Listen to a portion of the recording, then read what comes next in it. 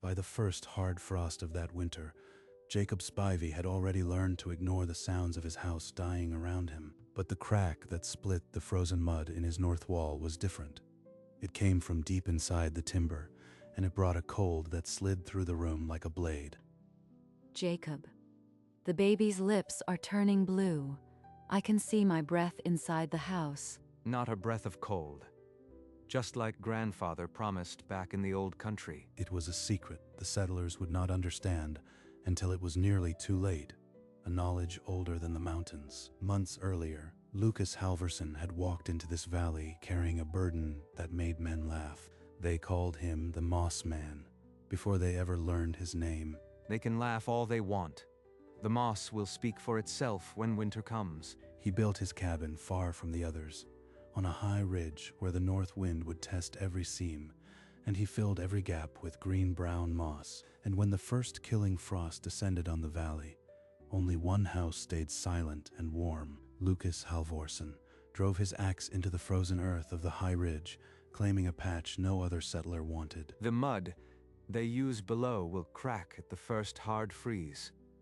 Grandfather's way is the only way. He hauled moss from the bog, load after load, until his shoulders ached and his dog Torvald grew weary. The Spivey brothers watched from the trail, shaking their heads at the foreigner, hauling bog scrapings instead of proper mud. He's stuffing his walls with swamp weeds. Won't last the winter. Let them laugh. The cold does not care about pride. By the first snow, Lucas's cabin stood alone on the ridge, every gap packed tight with moss. The nickname stuck before the walls dried. Moss Man, they called him, and they said it like a curse. They will understand when the killing frost comes, if it comes in time. But the worst of winter was a distant threat, and Lucas Halvorsen's faith had not yet been tested by fire or ice. The first time Jacob Spivey rode up to Lucas's cabin, he came with a grin, not a greeting. Moss Man, that's what they're calling you now? You really think that swamp weed will keep out a killing frost? You should have used proper mud.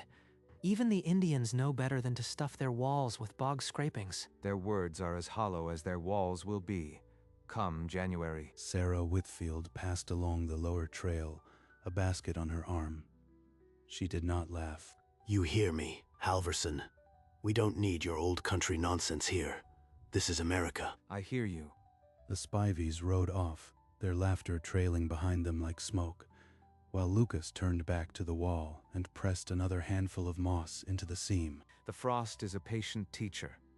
They will learn. But the daily taunts became a familiar wound, and Lucas Halverson began to wonder if any fire could thaw the ice that had formed around his name in this new land. On the evening he drove the last wedge of moss into the final seam, Lucas Halverson sat by his fire and opened an old leather journal. Grandfather used to say, sphagnum holds the warmth of the bog and fights off the rot that kills lesser walls.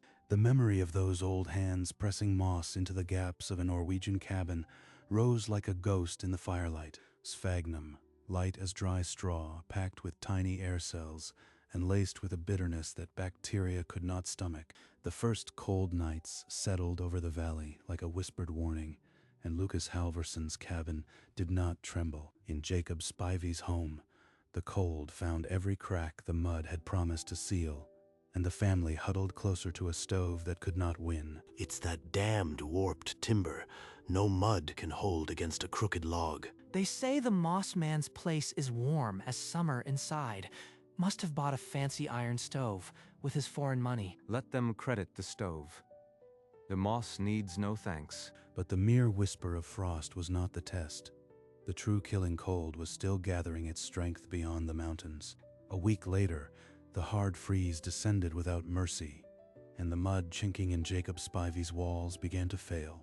The cracks opened like seams under a blade, and the cold slipped through with a sound like fingernails scraping timber. Sarah Whitfield stood shivering on her doorstep, her youngest wrapped in a thin blanket, her breath a flag of surrender. Lucas came down the ridge path, his dog Torvald at his side, and stopped a respectful distance away. The moss can seal those drafts. I've seen it hold against worse. Before she could answer, Jacob appeared from the tree line, Caleb behind him, his face a mask of fury. Stay away from my family, Mossman. We don't need your bog tricks. Jacob, maybe he's right. The baby is coughing. I said no, we'll mud the cracks again.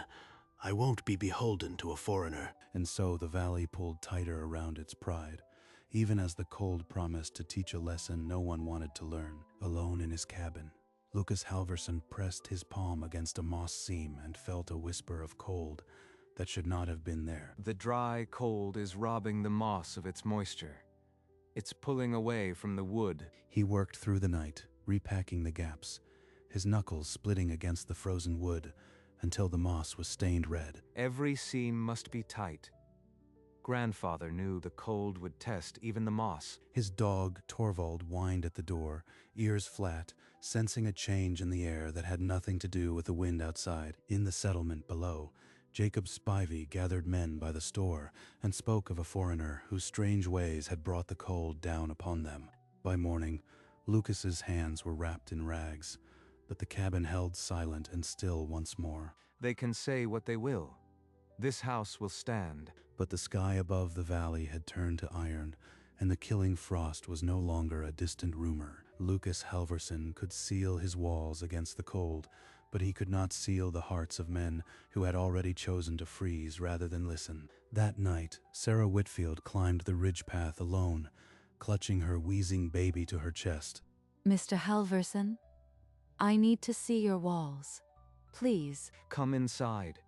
The fire is warm, and the drafts cannot reach you here. She stepped inside and felt the stillness. No draft, no crackling of ice, only the soft heat of a well-sealed home.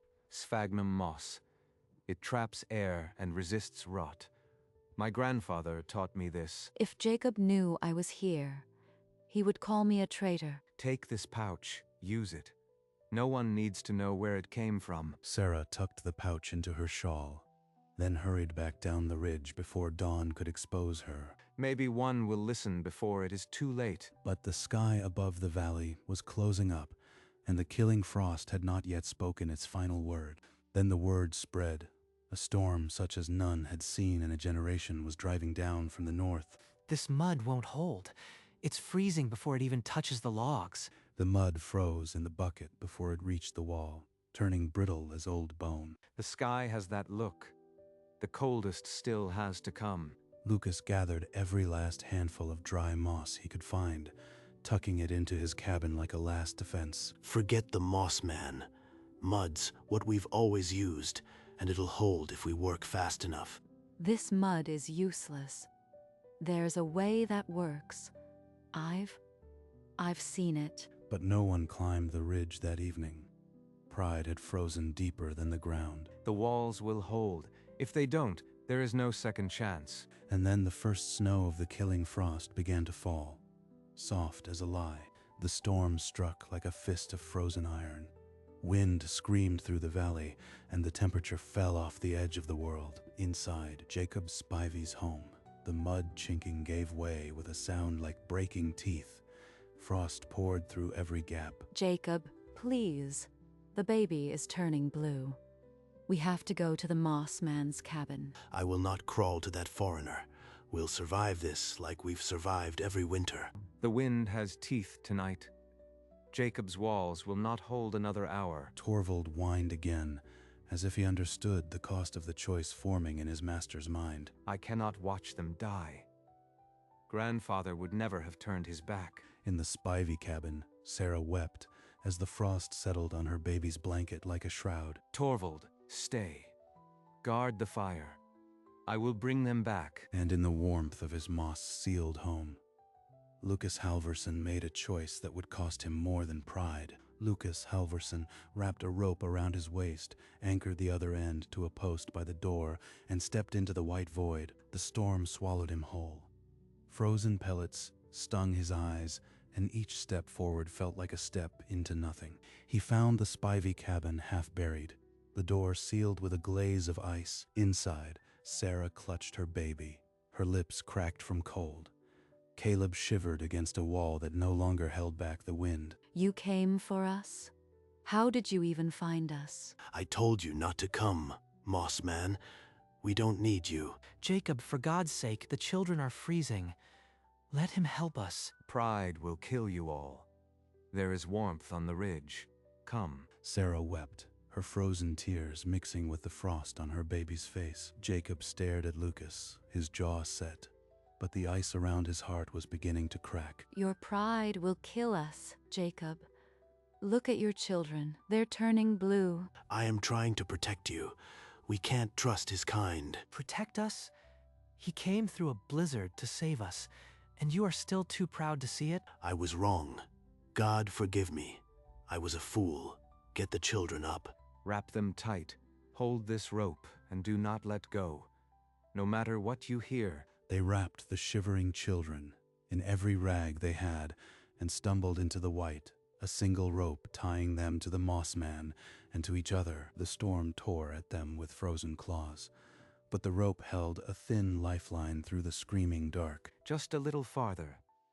The moss walls are waiting. Each step was a battle, but the family moved as one through the white hell, their breaths freezing into clouds. Behind them, the door of the Spivey cabin swung shut on a house that had already become a tomb. Then, through the swirling white, a single golden smudge of light broke the darkness. The moss-sealed cabin, still standing. The Spiveys staggered toward it, their legs numb, their faces sheathed in ice. Just a few more steps. The moss will hold, inside. Now, before the heat escapes. They stumbled over the threshold and collapsed onto the warm hearth, their frozen clothes steaming. Your walls. They saved us. I can feel no draft at all. Jacob stood shaking, his eyes fixed on the moss-chinked seams, as if seeing them for the first time. Lucas wedged the door shut and packed a strip of moss into the crack, the last defense. I never thought I'd feel warm again. How did you know this would work? Outside, the killing frost screamed against the sealed cabin, but inside, the ancient moss held a pocket of still, living air. Lucas stoked the fire, filling the cabin with a deep warmth that the Spiveys had nearly forgotten. How did you know? How did you know the moss would hold? It's what we used in the old country. Sphagnum moss. It traps air and fights the rot. I saw it once. In his journal, he showed me when I came here. Why didn't we listen? We nearly killed our own children with pride. A single tear froze on Jacob's cheek as he nodded, unable to speak. You are all here now. That is what matters. The moss-packed walls seemed to breathe, holding back the roar of the killing frost outside. We have enough moss to survive the night. In the morning, we will see. But the storm was not done, and the hardest hours were still ahead. In the blackest hour before dawn, the storm gathered its final fury and threw itself against the ridge. A sudden gust drove through an upper seam, ripping a chunk of moss from the wall. Freezing air screamed into the room. Get back. The moss is giving way. I need to seal it now. Lucas clambered onto a stool, his torn hands pressing fresh moss into the wound, even as the wind bit his fingers. Let me help. Hand me the moss. For the first time, Jacob Spivey worked beside the moss man, his hands learning the ancient rhythm. It's holding. By God, it's actually holding. We are not done yet, but together, we can keep it sealed. Outside, the blizzard raged on, but inside the moss-lined walls, two former enemies shared a pocket of still air. The cabin had become more than a shelter. It was a bridge across the cold, built with bleeding hands and a 1,000-year-old secret. Hours passed in the deep night. The children, wrapped in dry wool, slept without shivering for the first time. The baby's cough is loosening. The warmth is healing her. Lucas, if you knew this would work, why didn't you try harder to make us listen? You cannot force a man to open his hand and accept what is in yours. He must unclench it himself. Jacob sat apart, his head bowed. The words found a crack in his pride that the cold had never reached. Outside, the scream of the storm began to fray at the edges, like a beast growing weary. Lucas stood vigil by the door, his torn hands resting on the moss-chinked frame, listening to the dying roar. Inside, the still air held the scent of peat and fire, and the moss walls breathed with the rhythm of 1,000 winters. But the first pale light of dawn had not yet touched the frozen windows of the valley below. The storm had not yet spent its fury, but the cabin had not yielded, and Jacob Spivey knew, with a certainty that cut him, that the Moss Man had been right all along. Dawn broke pale and silent over the ridge. The storm had passed. Lucas Halverson unsealed the door and stepped outside. The world was an unbroken sheet of white. The silence after the storm was absolute. Only his chimney still breathed. The Spiveys staggered outside and saw their family home, miles below, a wreck of ice and broken timbers. Jacob Spivey fell to his knees in the snow, staring at the ruin of his pride. Get up, Jacob. The storm is over, but the work has just begun. Now we teach the others. I'll help you. Every last cabin, I swear it. And so, in the white silence after the killing frost, the Moss Man and the man who had mocked him forged a pact. The valley had been spared nothing, but it had been given a second chance. Lucas and Jacob led the descent, the Spivey family following, their faces still etched with frost and memory. In the settlement, other survivors emerged from their wrecked homes, eyes widening at the sight. A whisper ran through the crowd. The Moss Man, he saved them. Sarah's youngest broke free and ran sobbing into her arms, burying her face in the warmth. Listen to him. The moss sealed our walls when mud crumbled into dust. But some settlers stood with arms crossed, their pride still unthawed by the disaster. This is sphagnum moss. It traps air and fights rot. It held back the killing frost. He held up a handful of the green-brown fiber, and the crowd fell silent. I used it myself. My baby survived because of these walls. And for the first time, the settlement listened, their resistance crumbling like the mud they had trusted. Lucas pulled a wedge of dried moss from his own wall and held it up to the crowd. Each strand holds 1,000 air pockets. The cold cannot pass through them. I watched it hold when our mud walls shattered. The moss did not fail. The settlers reached out, fingers brushing the moss as if touching a relic from another world. In Norway, my ancestors sealed their homes with this for 1,000 years. Some nodded slowly. Others crossed their arms, still bound by old pride. But will it last the whole winter? The next storm could be worse. It held against this one. It will hold against the next. The moss does not lie. The moss passed from hand to hand, each touch eroding a particle of doubt, and the name Moss Man no longer sounded like a curse.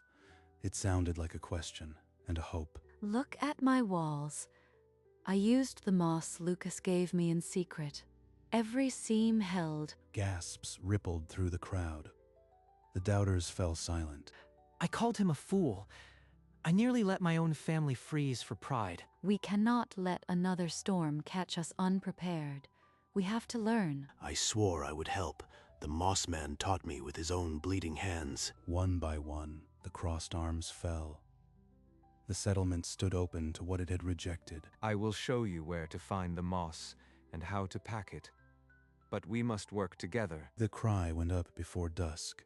Every bucket and sled was emptied, and the people followed the Moss Man toward the bog. The valley had no time to waste. Another freeze could come at any hour, and the man they had mocked now led them, bearing not a grudge, but 1,000-year-old secret. At the bog, the settlers fanned out across the frozen water, their buckets and sleds ready. Pull the moss from the water. Keep the roots attached. It must be fresh to hold. Like this, Lucas. The old way is harder on the hands, but I can feel it sealing. Caleb and another settler hauled a loaded sled. The dark moss mounted high. The children waded into the shallows, squealing as they pulled up clumps of the green-brown fiber. A line of settlers wound back toward the settlement, each burdened with hope. We must work quickly. The next freeze will not wait for us to be ready. The valley, which had been silent after the storm, now echoed with the sounds of labor and resolve. Jacob's hands, once raised against the Moss Man, now learned the rhythm of the ancient method, and for the first time since he had arrived, Lucas Halverson worked surrounded by his neighbors, not as a stranger, but as a teacher. When the last wall was packed and every cabin smoked with warmth, the valley gathered for a common supper. They laid tables in the snow, and the scent of peat and stew rose on the still air. I called you a fool, Halverson. I mocked your moss and nearly killed my family for pride. I was wrong. The cold teaches what words cannot. You are here, and that is what matters. You saved my baby, Lucas. I will never forget. The name Moss Man, once spat like a curse, was spoken now with respect. Sarah's cabin, once a drafty shell, now stood sealed with the same green-brown fiber. Children no longer shivered in their beds, and the sound of coughing had faded from the valley. Lucas Halverson looked out over the valley, his dog at his side, and felt for the first time that this was home. The moss had sealed more than walls. It had sealed a new beginning. As dusk settled over the ridge, Lucas Halverson stood beside his dog and watched the valley fill with golden light. Below him, a dozen chimneys sent their smoke into the still air, each one a testament to survival. Torvald leaned against his leg, and the man who had once been an outsider felt the quiet weight of belonging. He could still feel the cold, but it no longer hunted him. In the cabins below, children slept in warmth for the first time, their walls packed tight with the ancient moss. The moss held, grandfather. It held. He turned and entered his own cabin, closing the door gently against the coming night. Inside, the fire was still bright, and the moss walls stood silent and strong. The light from his window spilled across the snow like a bridge from the old world to the new, and the man they had mocked no longer wore the name Moss Man like a wound. He wore it like a home.